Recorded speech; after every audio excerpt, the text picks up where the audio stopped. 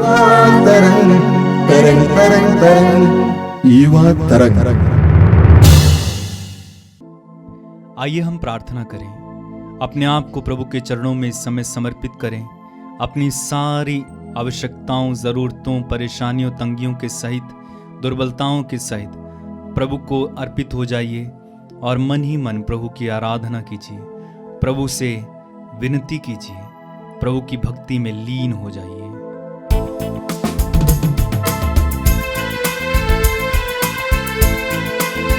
ऐ मेरे मन,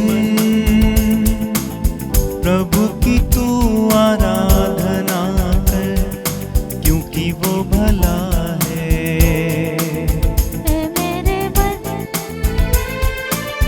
प्रभु की तू आराधना कर, क्योंकि वो भला है। ऐ मेरे मन,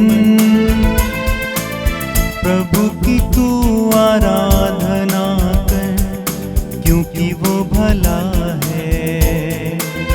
ऐ मेरे मन,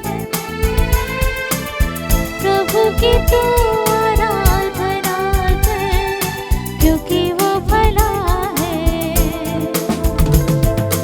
उपकार किए हैं तुझ पर जब तूने नहीं जाना, फिर भी गले लगाया, क्योंकि यीशु भला है। उपकार किए तुझ पर जब तूने नहीं जाना, फिर भी गले लगाया, क्योंकि यीशु भला है। ऐ मेरे मन,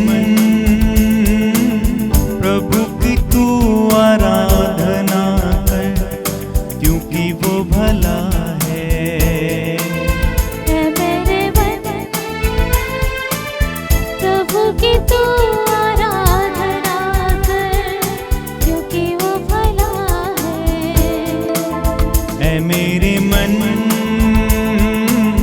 प्रभु की तू आराधना कर, क्योंकि वो भला है। ऐ मेरे मन, प्रभु की तू आराधना कर, क्योंकि वो भला है। सभी युवा भाई बहनों को मैं स्वागत करता हूं इस कार्यक्रम में। प्रभु आप सबको आशीष दे।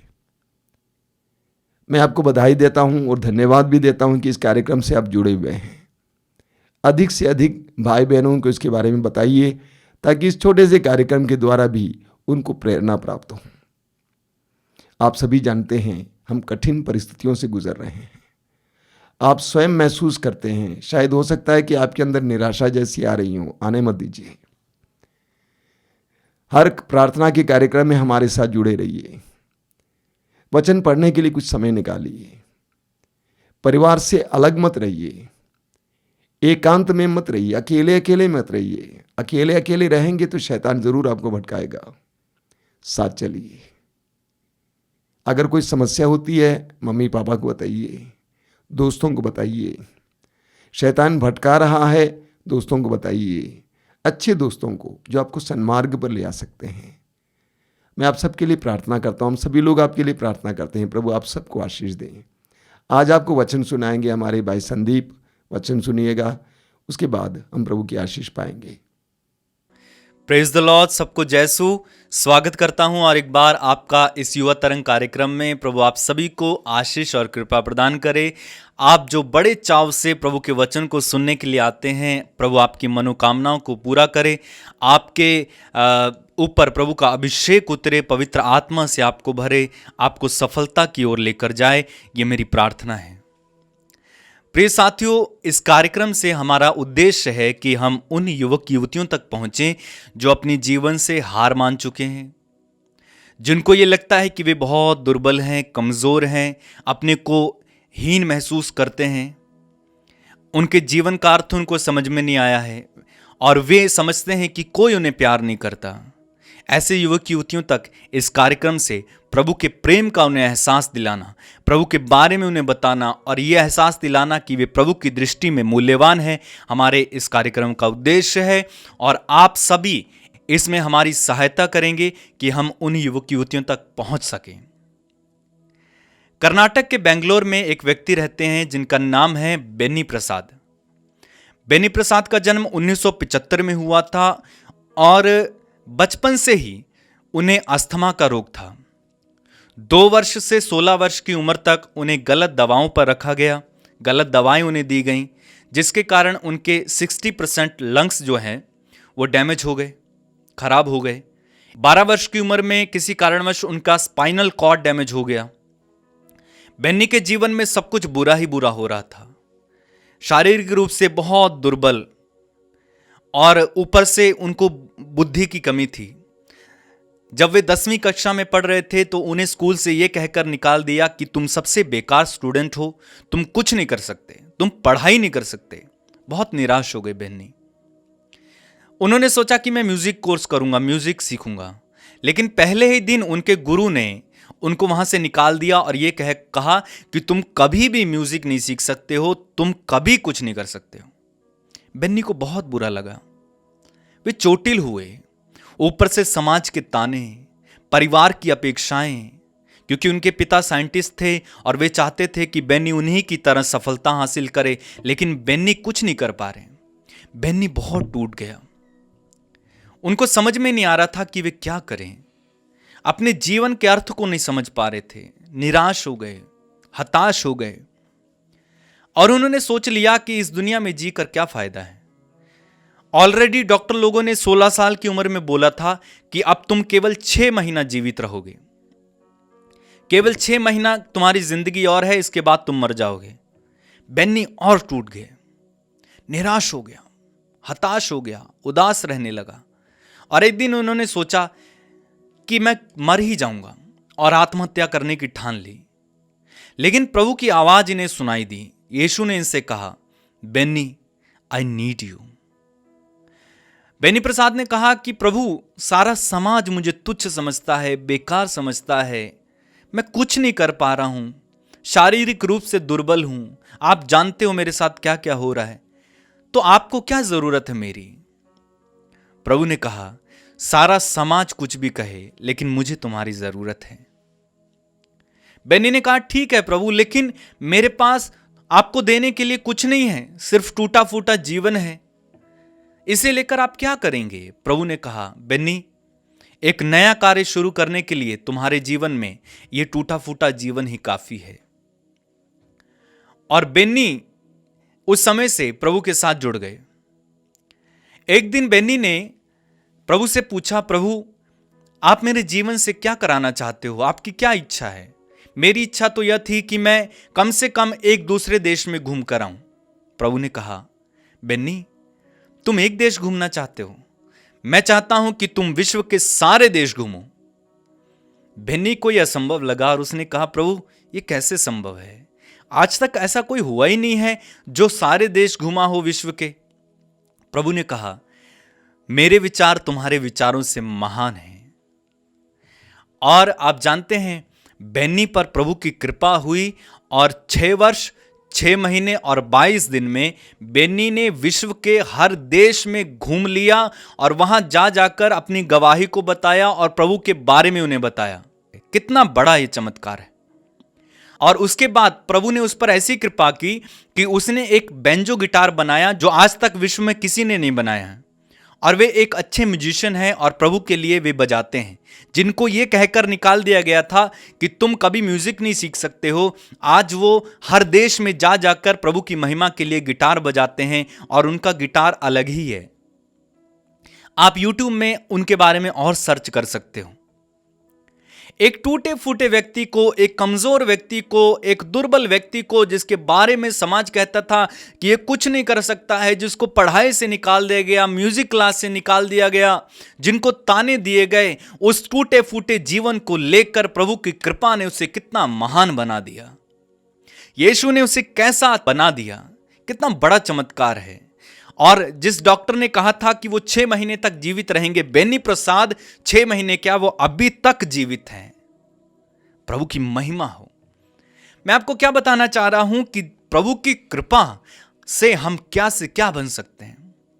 अगर प्रभु की कृपा हमें प्राप्त हो जाती है तो हम कितनी महान बन सकते हैं। आप जानते हैं संत पौलुस के बारे में। संत पौलुस बहुत महान प्रचारक थे प्रभु के, बहुत शक्तिशाली, बहुत चिन्ह और चमत्कार किया करते थे। लेकिन संत पौलुस कहते हैं कि मेरे शरीर में एक कांटा चुभा दिया गया है और मुझे एक शैतान का दूत मिला है जो मुझे निरंतर घूंसे मारता रहता है, जिससे मैं घमंड ना करूं। और उन्होंने कहा कि मैंने प्रभु से 3 बार प्रार्थना की है कि मुझसे यह हटा ले, लेकिन प्रभु ने उससे क्या कहा, आप पढ़ेंगे कुरिन्थियों का पत्र अध्याय 12 वाक्य 9 में।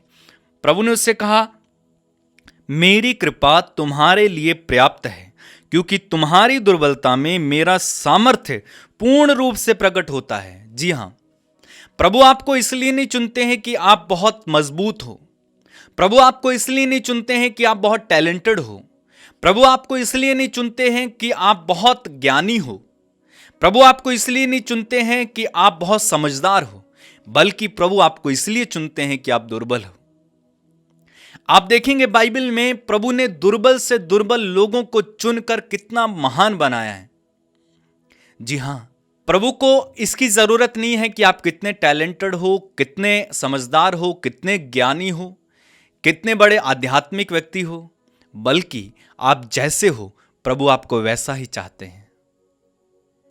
अपने टूटेपन को प्रभु के पास ले आइए, अपनी हीनता को प्रभु के पास ले आइए, अपनी कमजोरियों को प्रभु के पास ले आइए, अपने दुर्बलताओं को प्रभु के पास लाइए, अपनी बुद्धि की कमी को प्रभु के पास लाइए और प्रभु की कृपा आपको महान बनाएगी। हम कभी कभी सोच लेते हैं कि प्रभु अच्छे अच्छे लोगों को चुनते हैं और महान बनाते हैं। जी नहीं, आप पूरी बाइबल में पढ़ेंगे प्रभु ने ऐसे ऐसे लोगों को चुना है जिनके अंदर बहुत दुर्बलताएं थीं, बहुत कमजोर थे, बहुत दब्बू थे, लेकिन प्रभु ने उन्हें चुनकर ऐसा महान बनाया कि आज आप उनके चमत्कारों के बारे में पढ़कर दांतों तले उंगलियां दबा लेते हैं। प्रभु को इसकी जरूरत नहीं है कि आप कितने महान हैं, कितने पढ़े लिखे हैं, कैसे हैं, आप कितने मजबूत हैं शरीर से, बिल्कुल नहीं। प्रभु को इसकी जरूरत है कि आप जैसे हैं वैसे प्रभु के पास आ जाएं। ऑस्ट्रेलिया के मेलबर्न में 1982 में एक व्यक्ति का जन्म हुआ जिनका नाम था निक वुजिसिक। निक का जब जन्म हुआ तो उनके दोनों हाथ पैर नहीं थे, ना दोनों हाथ थे ना पैर थे। बताइए, क्या आप कल्पना कर सकते हैं कि दोनों हाथ पैर ना हो और आप जिंदगी जिएं? हमारी एक उंगली ना हो तो कैसा लगेगा? मान लो एक हाथ ना हो तो हम कितनी परेशानियों का सामना करना पड़ता है। लेकिन निक के ना तो दोनों हाथ थे ना दोनों पैर थे। भला ऐसा व्यक्ति संसार में कैसे जिएगा? क्या करेगा? अपने से कैसे काम करेगा? अपनी जरूरतों के काम कैसे करेगा? उसे दूसरों पर निर्भर होना पड़ेगा। और ठीक यही हुआ। निक बहुत अधिक परेशानियों का सामना करने लगा। जैसे जैसे वो बड़ा हो रहा था, उसे जरूरी काम करने थे, लेकिन हाथ नहीं है, पैर नहीं है, कैसे चलेगा, कैसे काम करेगा? और निक बहुत उदास रहते थे, परेशान रहते थे। वो ये जानने की कोशिश करते थे कि प्रभु ने आखिर मुझे क्यों भेजा इस दुनिया में बिना हाथ पैर के? जब मैं कुछ कर ही नहीं सकता तो क्यों मैं इस दुनिया में आया? और 10 साल की उम्र में इन्होंने सोचा कि मैं मर जाऊंगा, क्योंकि बहुत निराश थे। दुनिया भी ताने देती होगी, लोग, उसके बच्चे जो उसके साथ होंगे मजाक उड़ाया करते होंगे कि ये देखो कैसा मनुष्य है, इसके हाथ पैर भी नहीं है। और इन सब बातों से बहुत निराश हुआ निक, और उसने 10 साल की अवस्था में ठान लिया कि मैं आत्महत्या करूंगा। और उसने एक दिन अपने पापा से कहा कि वो नहाना चाहता है, और वो उसको बाथ टब में ले गए, यानी नहाने वाला जो टब होता है। और निक ने उस टब में डूबने की कोशिश की, लेकिन किसी तरह उन्हें बचाया गया।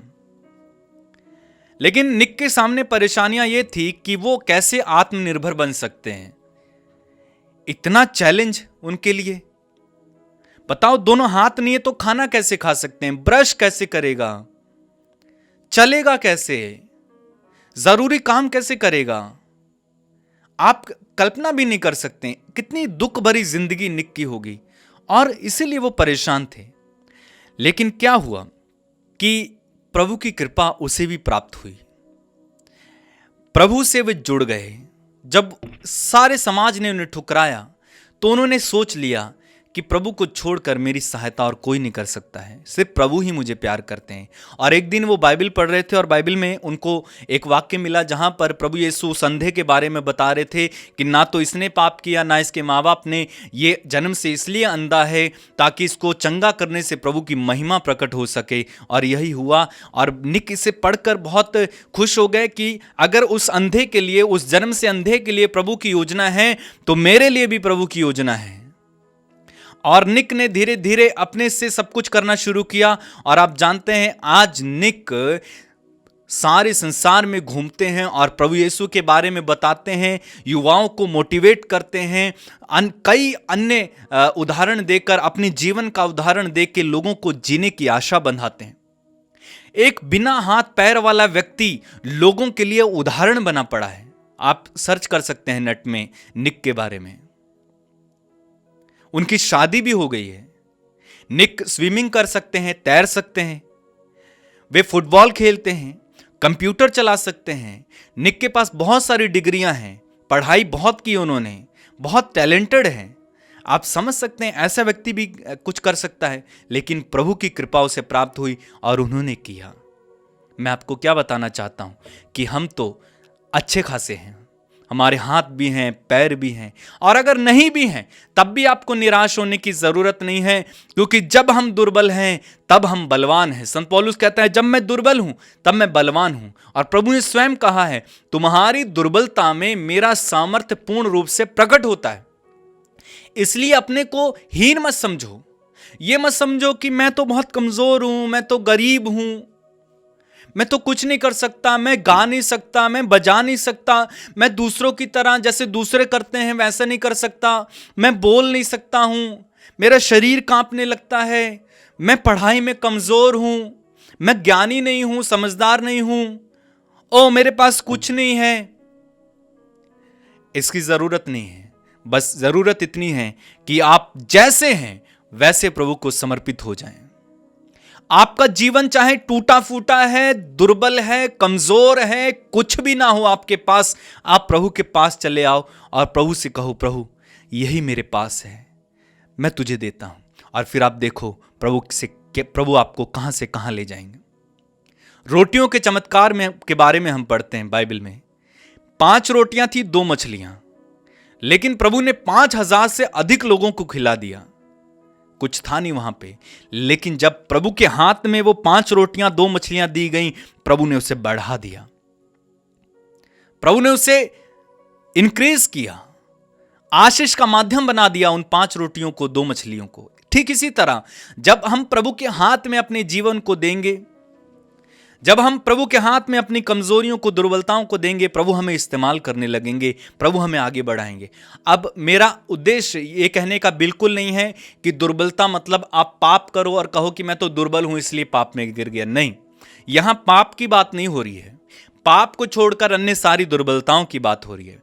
पाप करोगे तो परमेश्वर की कृपा आपको कभी नहीं प्राप्त होगी, क्योंकि संत पौलुस कहते हैं, आप वाक्य 10 में पढ़ेंगे, संत पौलुस कहते हैं इसलिए मैं बड़ी खुशी से अपनी दुर्बलताओं पर गौरव करूंगा, जिससे मसीह का सामर्थ्य मुझ पर छाया रहे।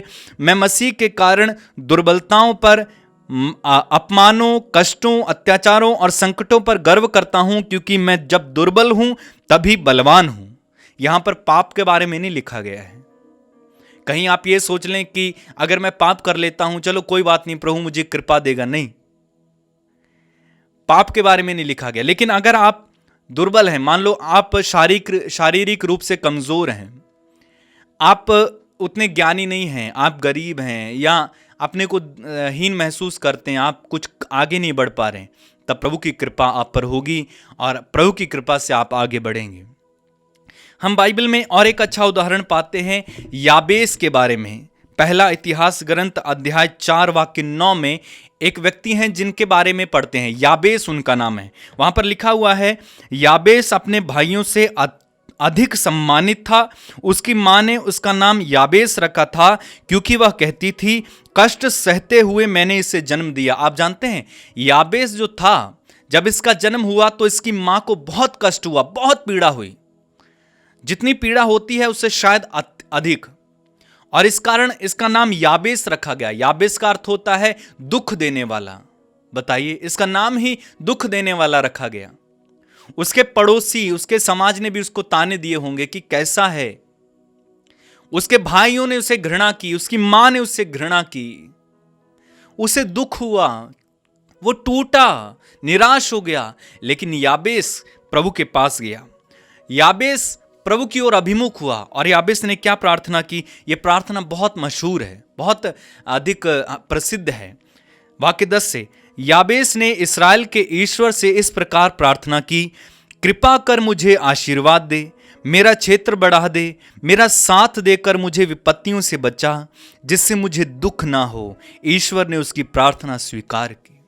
जी हां, याबेस से सबने घृणा की, याबेस को सबने तुच्छ समझा, याबेस को सबने समझा कि यह दुख देने वाला है। उसकी मां ने समझा कि वो दुख देने वाला है, उसके भाइयों ने समझा कि वो दुख देने वाला है, उसके समाज ने समझा कि वो दुख देने वाला, शायद उससे कोई नहीं मिलता होगा। लेकिन बाइबल कहती है याबेस अपने भाइयों से अधिक सम्मानित था।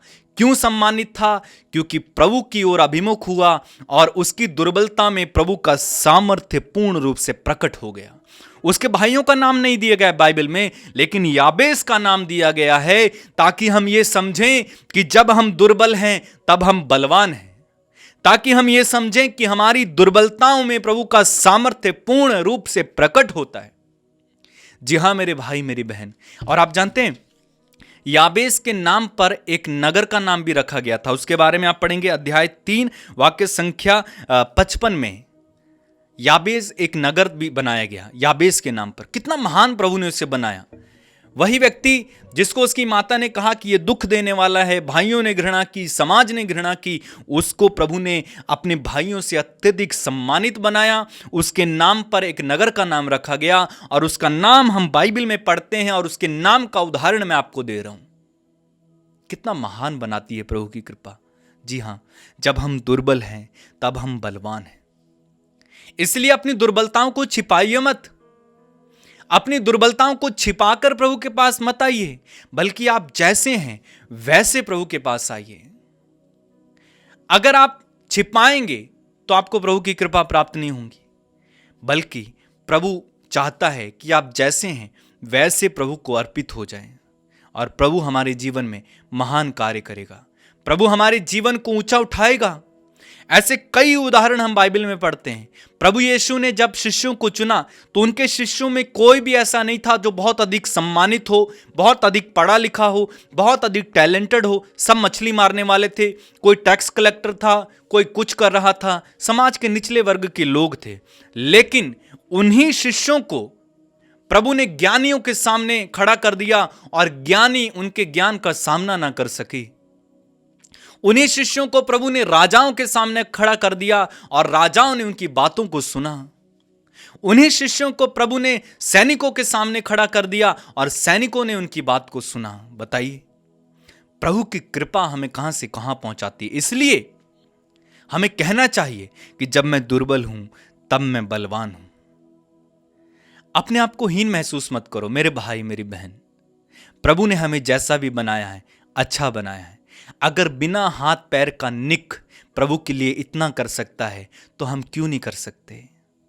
अगर बेन्नी प्रसाद एक टूटा हुआ व्यक्ति जिसको डॉक्टर्स ने बोला था कि ये 6 महीने तक जीवित रहेगा, वो अगर प्रभु के लिए सारे देश घूम लिया, सारे देश में प्रभु का प्रचार किया, तो हम क्यों नहीं कर सकते?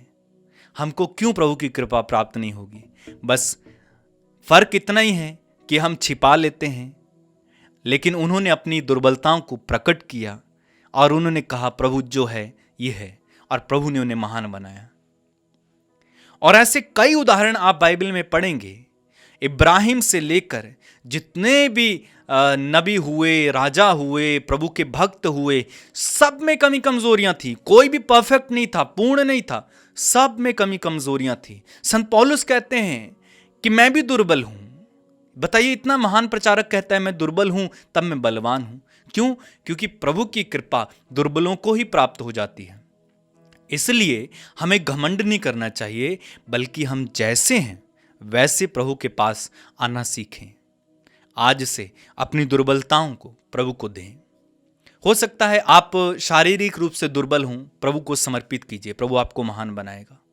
हो सकता है आप वैसा नहीं कर पाते जैसे।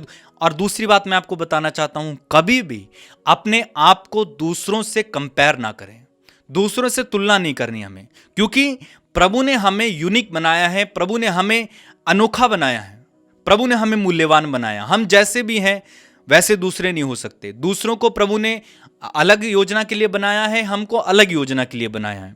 देखो, कुम्हार उसी मिट्टी को लेता है और उसी मिट्टी से कुछ छोटे पात्र बनाता है, कुछ बड़े पात्र बनाता है, यानी बर्तन या अन्य कुछ भी, लेकिन सबको अलग अलग बनाता है और सबका अलग अलग महत्व है। ठीक उसी प्रकार हमें भी प्रभु ने अलग अलग बनाया है, हमारा महत्व है। इसलिए दूसरों से तुलना नहीं करनी कि वो ऐसा करता है मैं नहीं कर पा रहा हूं, वो ऐसा पढ़ता है मैं नहीं कर पा रहा हूं। जी नहीं, प्रभु की योजना आपके लिए अलग है। इसलिए अपनी दुर्बलताओं के साथ आज प्रभु को अर्पित हो जाइए और कहिए, बार बार इस वचन को दोहराइए कि जब मैं दुर्बल हूं तब मैं बलवान हूं। मेरी दुर्बलता में प्रभु का सामर्थ्य पूर्ण रूप से प्रकट होता है। आप पढ़ेंगे 1 कुरिन्थी अध्याय 15 वाक्य संख्या 10 में, वहां पर संत पौलुस कहते हैं, मैं जो कुछ भी हूं ईश्वर की कृपा से हूं। मैं जो कुछ भी हूं ईश्वर की कृपा से हूं। मैं जो कुछ भी हूं ईश्वर की कृपा से हूं। प्रभु की कृपा पर भरोसा रखिए और आज से बार बार कहिए, मैं जो कुछ भी हूं प्रभु की कृपा से हूं। मेरी दुर्बलता में प्रभु का सामर्थ्य पूर्ण रूप से प्रकट होता है। जब मैं दुर्बल हूं तब बलवान हूं। इस वचन को सुनकर अन्य लोगों को भी बताइए और प्रभु आप सभी को आशीष और कृपा प्रदान करे। आइए हम प्रार्थना करें। प्रभु यीशु, धन्यवाद देते हैं आज के सुंदर दिन के लिए, इन पवित्र वचनों के लिए धन्यवाद देते हैं। मैं अपने इन सारे छोटे भाई बहनों के लिए प्रार्थना करता हूं, विशेष करके इस अवस्था में, युवावस्था में उनको बहुत ज्यादा शिथिलता महसूस होती है, दुर्बलताएं महसूस होती हैं, फिसलन महसूस होती है। ऐसी परिस्थितियों में तेरे हाथ को पकड़े आगे बढ़ने के लिए कृपा दीजिए। तेरे वचन में लिखा हुआ है, मेरी कृपा तुम्हारे लिए पर्याप्त है, और तेरी कृपा ही हमें बचा सकती है। तेरी कृपा ही हमारी जिंदगी को सफल बना सकती है। प्रभु यीशु, इस समय इन सारे छोटे भाई बहनों को तेरी कृपा पर बने रहने की कृपा दीजिए, उसे पकड़े रहने की कृपा दीजिए, तुझ पर भरोसा रखने की कृपा दीजिए, तेरे इशारे पर चलने की कृपा दीजिए, तेरे पवित्र वचनों को सुनने और उसके अनुसार जीवन जीने की कृपा दीजिए। आंखें बंद कीजिए, सिर झुकाइए। सर्वशक्तिमान परमेश्वर, पिता और पुत्र और पवित्र आत्मा आप लोगों को आशीर्वाद प्रदान करें। आमीन। जय सो। तूफानों में साथ है, मैदानों में साथ है, जंग उसकी वो खुद ही लड़े, निशानों में साथ है। न छोड़ेगा, न छोड़ेगा, न छोड़ेगा, न छोड़ेगा, अकेला कभी न छोड़ेगा। ना छोड़ेगा, ना छोड़ेगा, ना छोड़ेगा, ना छोड़ेगा, अकेला कभी न छोड़ेगा। न छोड़ेगा, न छोड़ेगा, न छोड़ेगा, न छोड़ेगा, अकेला कभी न छोड़ेगा। ना छोड़ेगा, ना छोड़ेगा, ना छोड़ेगा, ना छोड़ेगा, अकेला कभी न छोड़ेगा। कभी नहीं, कभी नहीं, कभी नहीं, कभी नहीं छोड़ेगा। कभी नहीं, कभी नहीं, कभी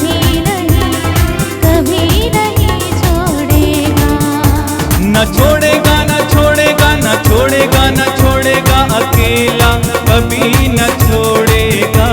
न छोड़ेगा न छोड़ेगा न छोड़ेगा न छोड़ेगा अकेला कभी न छोड़ेगा। कभी नहीं कभी नहीं कभी नहीं कभी नहीं छोड़ेगा। कभी नहीं कभी नहीं कभी नहीं कभी नहीं छोड़ेगा। वो वादों का सच्चा है चरवाहा अच्छा है। वो वादों का सच्चा है चरवाहा अच्छा है। वो ही आदि और अंत है अल्फा ओमेगा है। वही आदि और अंत है अल्फा ओमेगा है। न छोड़ेगा न छोड़ेगा न छोड़ेगा न छोड़ेगा अकेला कभी न छोड़ेगा। न छोड़ेगा न छोड़ेगा न छोड़ेगा न छोड़ेगा अकेला कभी न छोड़ेगा। न छोड़ेगा न छोड़ेगा न छोड़ेगा न छोड़ेगा अकेला कभी न छोड़ेगा। न छोड़ेगा न छोड़ेगा न छोड़ेगा न छोड़ेगा अकेला कभी न छोड़ेगा।